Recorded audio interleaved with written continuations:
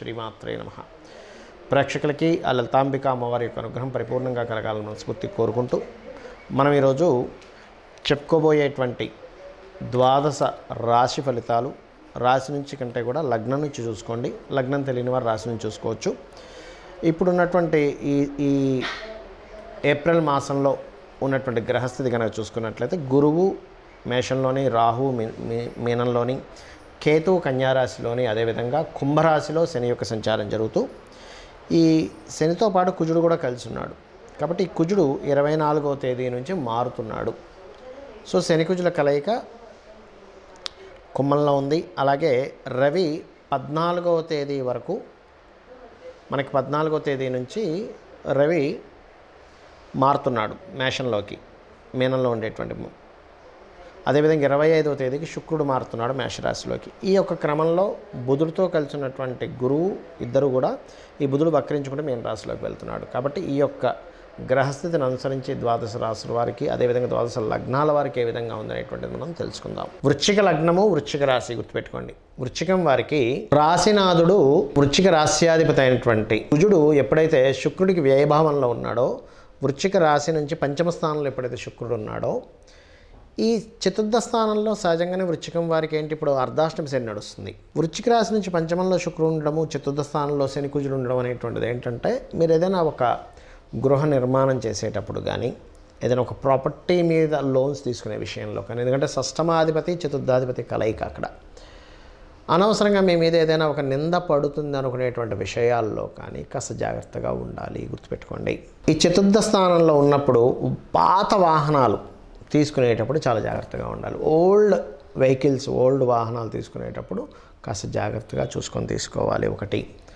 రెండవది ఏంటంటే, ఇక్కడ ఈ కుజుడు శని చతుర్థ భావంలో కలిసి ఉన్నందుకు, మరియు ఏదైనా ఒక కొత్త కన్స్ట్రక్షన్ చేసేటప్పుడు కానీ, ఏదైనా కొత్త కోర్సెస్ తీసుకునేటప్పుడు కానీ, అందులో ముఖ్యంగా తల్లిగారికి ఏదైనా కాస్త బీపీ లెవెల్స్ ఎక్కువ ఉండడం, లేకపోతే కాస్త కొంతమంది చూడండి కండరాల నొప్పులు ఉంటాయి. ఎందుకంటే శని కుజుడు కలయిక ఏం చేస్తుందంటే కండరాలకు నొప్పులు, మోకాల నొప్పులు, శని సహజంగానే మోకాలకు కారకుడు.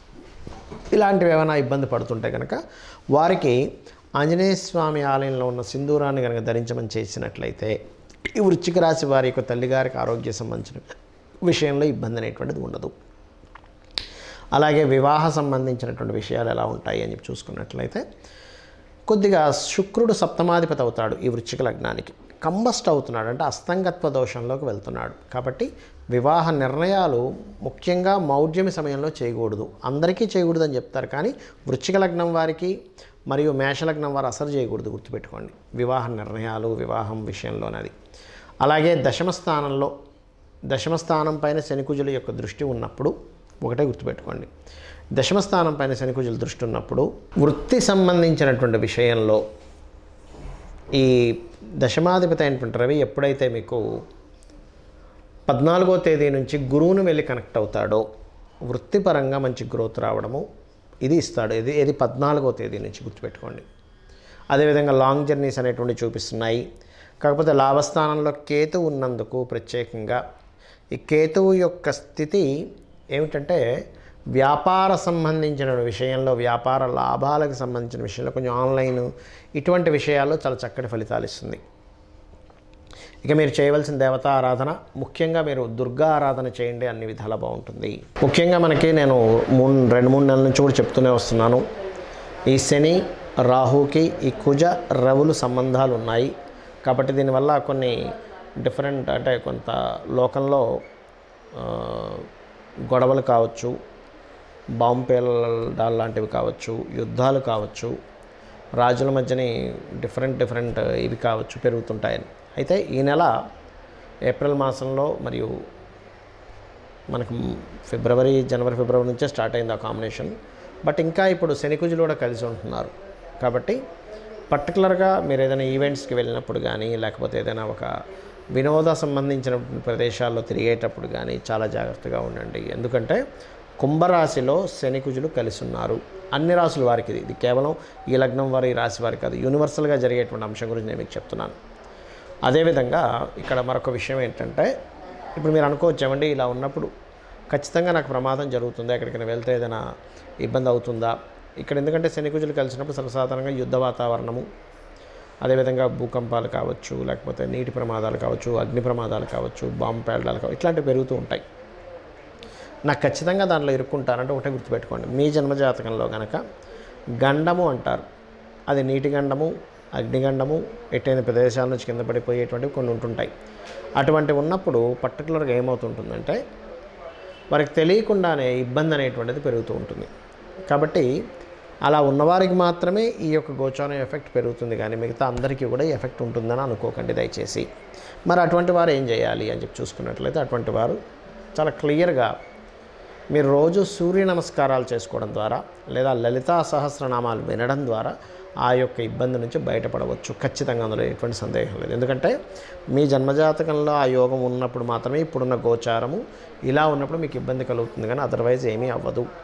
మీ జన్మజాతకం ఎందుకు చూసుకోవాలంటే, మనం చేసినటువంటి పూర్వజన్మ కర్మ ఆధారంగా ఈ యొక్క జన్మలో మీరు చేసేటువంటి, అంటే గుర్తుపెట్టుకోండి, మీ లగ్నాన్ని బట్టి మీ యొక్క లైఫ్ ఎలా ఉంటుంది, మీ ధనస్థానాన్ని బట్టి మీ యొక్క జీవిత భాగస్వామి ఎట్లా ఉంటారు, అంటే మీ సప్తమ స్థానాన్ని బట్టి జీవిత భాగస్వామి, మీ ధనస్థానాన్ని బట్టి మీ యొక్క ధనయోగాలు ఎలా ఉన్నాయి, ఎందులో మీకు ధనయోగం ఉంది. అదేవిధంగా మీ తృతీయ స్థానాన్ని బట్టి మీ ప్రయత్నాలు ఏ రకంగా మీరు ప్రయత్నం చేస్తే సక్సెస్ అవుతారు, మీ సిబ్లింగ్స్ ఎలా ఉంటుంది, మీకు ప్రాపర్టీస్ ఏ దిశలో ఏ సమయంలో ఎప్పుడు కొనుక్కుంటే మంచిది, అదేవిధంగా సంతాన అభివృద్ధి ఎందుకు అవ్వట్లేదు, వివాహం ఎందుకు అవ్వట్లేదు, వివాహం ఆలస్యం ఎందుకు అవుతుంది, అసలు ఇది సరైన సమయమా కాదా వివాహానికి, అదేవిధంగా లైఫ్లో టర్నింగ్ పాయింట్స్ కావచ్చు, జాబ్లో బాగుంటుందా లేనట్లయితే బిజినెస్లో బాగుంటుందా, ఇన్వెస్ట్మెంట్స్ చేయడం అనేటువంటిది మీకు ఒకటే గుర్తుపెట్టుకోండి, ఇన్వెస్ట్మెంట్స్ ఎప్పుడు చేయాలి, ఏ సమయంలో చేయాలి, ఎలా చేయాలి అనేటువంటిది ప్రధానంగా ఉంటుంది అక్కడ గుర్తుపెట్టుకోండి. ఇక మీరు మరొక విషయం ఏంటంటే, ఇక్కడ ఈ యొక్క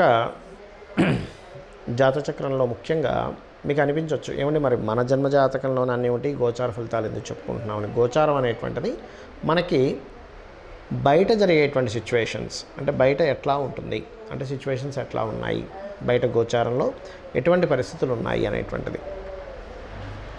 అంటే బయట వాతావరణం బాగాలేదు, లేదా ట్రాఫిక్ బాగా జామ్ ఉంది, మనం వెళ్ళాల్సిన సమయం వెళ్ళలేకపోతుంటాం, లేదా బయట మార్కెట్ బాగాలేదు ఒక ప్రోడక్ట్కి, అప్పుడు అమ్ముడుపోతుంది. సో బయట విషయాలు, బయట వాతావరణం ఎలా ఉంటుంది చెప్పేది గోచారము. కానీ అతి ముఖ్యంగా మీరు చూసుకోవాల్సింది మీ జన్మజాతక ఫలితాలు మాత్రమే. మీ జన్మజాతకంలో ఏ యోగం ఉంది, ఏ దశ నడుస్తుంది, ఏ సమయం నడుస్తుంది, ఇవన్నీ ఒక ఎత్తు అయితే అమ్మవారిని కనుక ఆశ్రయించి, అమ్మ నువ్వే దిక్కు, నా పని నేను చేసుకుంటూ వెళ్ళిపోతుంటా ధర్మంగా, నిన్ను ఆశ్రయించాను కాబట్టి నువ్వే దిక్కు అనుకొని మీరు కనుక మీ పనులు మీరు చేసుకుంటే అమ్మవారి మొత్తం చూసుకుంటుంది. మీ గోచారమా జాతకమా ఏమీ అక్కర్లేదు, చక్కగా ఆవిడ చూసుకుంటుంది. ఆవిడ యొక్క అనుగ్రహంతో మీ అందరూ బాగుండాలని మనస్ఫూర్తి కోరుకుంటూ శ్రీమాత్రే నమః.